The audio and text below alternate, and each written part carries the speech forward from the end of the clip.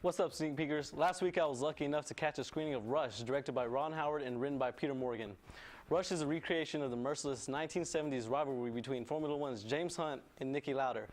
The rivalry between Niki Lauda and James Hunt captured the attention of Formula One racing world in 1976, but it started years earlier. It was more than just a clash of personalities. The rivalry drove both men to excel and perhaps take too many chances and to reflect each other's weaknesses in their strengths. Only in disaster did both appreciate each other. At first, Rush seems to be a story of the legendary driver Niki Lauda, played by Daniel Brühl, who returned from the near-fatal crash and horrible burns just 42 days later to continue racing in 1976. Instead, it turns out to be more than the story of his nemesis and eventual comrade, James Hunt, played by Chris Hemsworth, whose racing career would end less than 3 seasons later, but who later had a second career as a BBC commentator.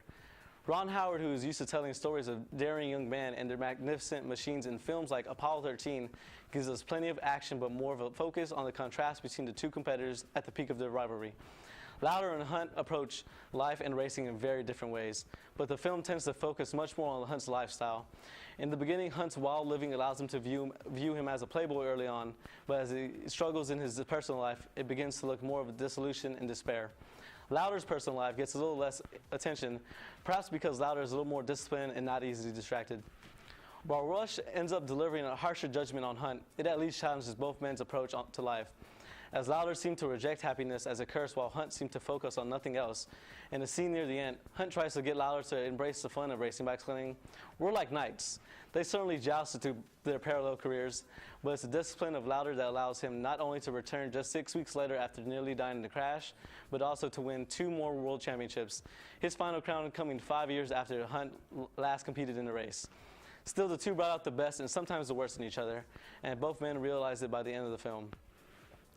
Rush is a well-paced and well-acted film that avoids some cliches and overcomes a few others to give audiences a thought-provoking as well as pulse-provoking film.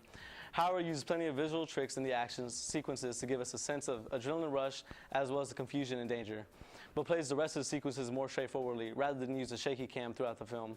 Brühl and Hemsworth carry the film, with Alexandra Maria Lara, who plays Lauda's wife, by providing more emotional resonance to Lauda's personal life, at times more than he wants to experience.